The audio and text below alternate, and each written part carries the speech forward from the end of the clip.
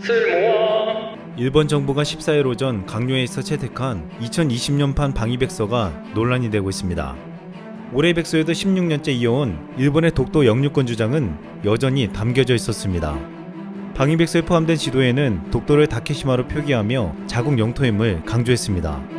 일본은 통상 매년 4월에 내놓는 외교백서는 외교청서에서 독도 영유권을 주장하고 있지만 군사 문제를 다루는 백서에서도 이를 반복해 언급하는 것은 잠재적 무력 충돌 가능성을 내포한다는 점에서 의미가 다르다는 지적을 받고 있습니다. 또한 일본은 최근 한국과의 갈등으로 인해 의도적으로 한국과의 관계를 더 거리를 두며 기술했습니다. 기술 순서에서 과거 두 번째이던 한국을 네 번째로 기술했고, 작년에는 방위성 자위도로서는 한국과의 사이에 폭넓은 분야에서 방위협력을 추진함과 동시에 연대의 기반 확립을 위해 노력할 방침이라고 했지만, 올해는 이런 기술을 삭제하고 양국이 북한의 핵미사일 문제 등에 직면하고 있다고 공동과제를 설명하는 수준에서 그쳤습니다. 이 같은 행동을 포함해 일본의 독도에 대한 야욕은 최근 또다시 도를 넘어서고 있습니다. 일본은 초중고 전 교과서에 독도는 일본 땅이라고 표기하는 것을 넘어서 이제나의 독도 문제를 국제사법재판소에 제소할 것을 주장했습니다. 마루야마 다스야 일본 시마네현 지사는 6일 에토 세이이치 일본 영토 문제 담당상을 내각부에서 만나 중앙정부가 독도에 관해 영토 문제로서 강하게 대응할 것을 촉구하는 요망서를 전달했습니다. 여기에는 현재 시마네현이 지방자치단체 차원에서 매년 2월 개최하는 다케시마의 날 행사를 가기 결정으로 일본 정부 공식 행사로 승격해 개최하라고 요구하는 내용도 담겨 있었습니다. 에토 담당상은 독도가 일본 땅이라는 일본 정부의 주장을 소개한 시설인 도쿄의 영토 주권 전시관을 거론하며 역사적 사실을 내방객이 실감하고 있다며 자국민을 위한 계몽활동에 일본 정부가 적극적으로 나설 뜻을 표명했습니다. 일본은 이 같은 똑같은 말을 반복하면서 문서를 만들고 여론전을 펴 국제적인 논의의 장으로 끌어내려 하고 있지만 실효 지배를 하고 있는 우리나라는 말이 아닌 행동으로 보여주고 있습니다. 현재 독도를 경비하는 독도경비대는 경찰 소속으로 일각에서는 해병대를 배치한다고 주장해왔습니다. 하지만 독도란 작은 섬에 배치된 병력이 해병대이든 독도경비대든지 간에 일본 해상자위대가 작정하고 도발하면 사실상 일본의 침공을 저지하는 것은 불가능하다고 보고 있습니다. 물론 일본 해상자위대가 함부로 공격해온다면 한해 간의 전면전 상황이 벌어질 것이므로 차후 독도를 탈환할 수는 있겠지만 단기적으로 막아내는 것은 쉽지 않다는 것입니다. 이 때문에 우리나라는 독도에 유사시 군대가 급히 투입되고 사전에 이 같은 시도를 저지할 수 있는 방법을 찾았습니다. 그것이 바로 사동항과 울릉공항입니다. 사동항은 2011년부터 약 3천억 원의 예산을 들여 만들어 이곳으로 해군함정과 해경 경비함이 상시 접안할 수 있게 만들었습니다. 사동항은 그동안 울진항에서 해경 함정이 출동하면 독도까지 5시간 50분이 걸리던 것을 2시간 20분 만에 갈 수 있게 해주었습니다. 그동안 일본 함정이 오키섬에서 독도까지 2시간 50분 만에 도착할 수 있었는데 한국은 일본 함정보다 3시간 늦었던 시간을 이제는 30분이나 더 빨리 도착할 수 있게 되었습니다. 또한 2025년 개항 예정으로 건설 중인 울릉공항은 큰 기대를 모으고 있습니다. 울릉공항은 연간 53만 명 규모의 여객을 처리할 수 있는 터미널과 활주로가 만들어질 예정입니다. 이곳에는 50인승 항공기 6대가 이착륙할 수 있고 현재 서울에서 울릉도까지 6시간에서 7시간 걸리던 이동시간을 1시간으로 단축시켜줄 수 있다고 했습니다. 그동안 울릉도는 한반도에서 멀리 떨어진 동해상에 있었기 때문에 외부로 이동하기 위해서는 주로 선박, 제한적으로 헬기에 의존해왔습니다. 이 때문에 날씨가 조금만 안 좋아도 배가 뜨기 어렵고 시간도 많이 걸리는 어려움이 있었습니다. 이제 울릉공항은 이런 불편함을 해소시켜주며 민간공항으로 울릉도와 독도를 방문하는 관광객들에게 편리함을 제공해줄 예정입니다. 그동안 울릉도는 교통의 불편함으로 내국인은 물론 외국인들도 찾아가기 힘들었습니다. 이 때문에 앞으로 울릉공항이 개항되면 국내의 관광객들이 독도를 더 쉽게 찾아갈 수 있어 현재 연간 40만 명의 관광객 수가 80만 명으로 크게 늘 것으로 전망되고 있습니다. 여기서 더 중요한 것은 울릉공항은 민간공항이지만 유사시 군사 목적으로 사용할 수 있는 상징적인 불침 항모의 역할을 가진다는 것입니다. 그동안 독도 근처 상공에서 일본, 북한, 러시아와의 공중전을 시뮬레이션해보면 우리는 열세에 놓일 수밖에 없었습니다. 현재 대한민국 공군은 대구국제공항이나 강릉공항에서 전투기를 발진해야 하는데 울릉도나 독도까지 거리가 꽤 있었기 때문에 불리했습니다.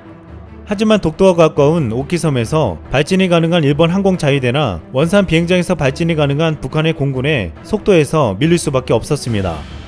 그러나 이제 울릉도의 지상기지에서 전투기가 원활하게 작전할 수 있다면 공중에서 우세해질 수 있다고 보고 있습니다.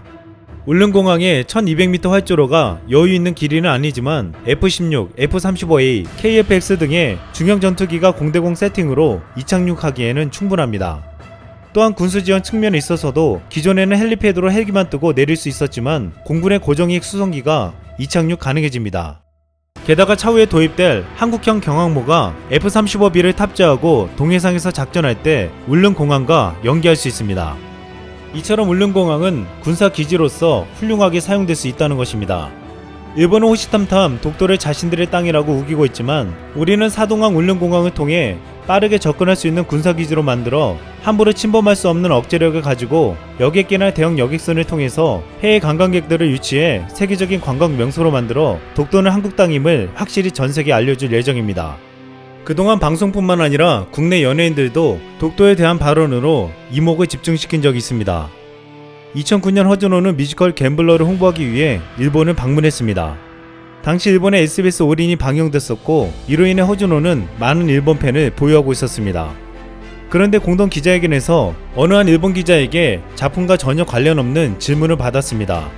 기자는 허준호에게 독도에 대한 본인의 입장은 어떻게 되느냐고 물었습니다.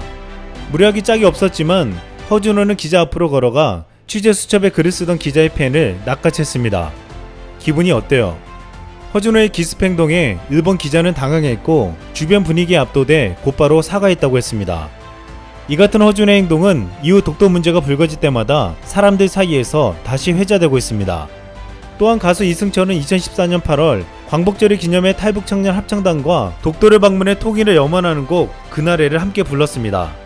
5개월 동안 준비하여 탈북청년 합창단원과 함께 부르는 노래에 큰 감동이 밀려왔습니다. 그런데 이후 이승철에게 어이없는 사건이 벌어졌습니다.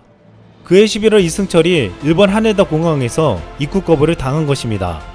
이승철은 공항 측에 항의했고 심리실로 데려가 이유를 물었더니 언론에 났던 것 때문이라는 답을 들었다고 했습니다. 관계자들은 이를 두고 독도에서 통일성을 발표하고 이와 관련된 보도가 잇따른 것에 대한 표적성 입국 거부로 보인다고 했습니다. 이 같은 일본의 태도에 이승철은 오히려 독도를 더 널리 알리겠다고 말하며 그날의 음원을 무료로 공개했습니다. 또한 이후 이승철은 자신은 앞으로 일본을 안 가도 상관없다고 말하며 제게 독도 지킴이라는 별명을 지어주셨는데 저뿐만 아니라 우리 국민 모두가 독도 지킴이가 되어야 한다고 말하기도 했습니다. 실제로 나중에 일본 정부는 역사나 영토 발언을 한 연예인들의 블랙리스트를 관리하고 있는 것으로 드러났습니다.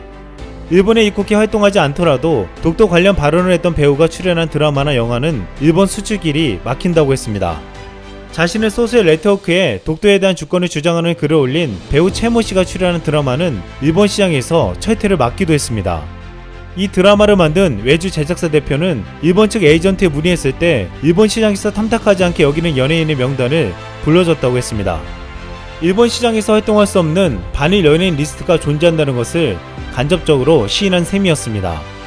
실제로 과거 2012년 8월 광복을 앞두고 독도 수영횡단 프로젝트에 참여했던 배우 송일국이 주연을 맡은 드라마 신이라 불리운 사나이는 일본에서 방송 6일을 앞두고 취소된 적이 있었습니다. 이렇게 일본 정부는 반일 감정을 드러낸 한국 스타들의 자국 내 활동을 제약하며 길들이기를 시도하려 했지만 한국의 연예인들은 이를 아랑곳하지 않고 당당히 독도는 우리 땅이란 발언을 멈추지 않았습니다. 과거 2013년 호주 출신 방송인 샘 해밍턴의 독도 발언도 화제가 된 바 있었습니다. 당시 일본의 독도 영유권 주장이 계속되자 샘 해밍턴은 한 방송에 나와 한숨을 내쉬며 독도는 우리 땅인데 일본에서 그만했으면 좋겠다. 왜 자꾸 그러는지 모르겠다. 일본은 독도에 대해 말할 자격도 없다라고 말했습니다. 샘 해밍턴 독도 발언을 접한 국내 네티즌들은 샘 해밍턴 독도 발언 역시 호주형, 샘 해밍턴 독도 발언 감동이다, 샘 해밍턴 독도 발언 일본 보고 있나 등의 반응을 보였습니다. 우리 외교부는 일본 정부가 14일 발표한 방위백서에 대해 강력히 항의하며 이 즉각 철회를 촉구한다고 밝혔습니다. 그리고 이렇게 말했습니다. 일본 정부는 독도에 대한 부당하고 터무니없는 주장을 반복하는 것이 한일 관계에 전혀 도움이 되지 않는다는 점을 자각해야 할 것이다. 정부는 일본 정부의 부당한 주장이 대한민국 고유 영토인 독도에 대한 우리 주권에 어떠한 영향도 미치지 못한다는 것을 다시 한번 분명히 하며 독도에 대한 어떠한 도발에 대해서도 단호히 대응해 나갈 것임을 밝히는 바이다. 이상 쓸멍이었습니다.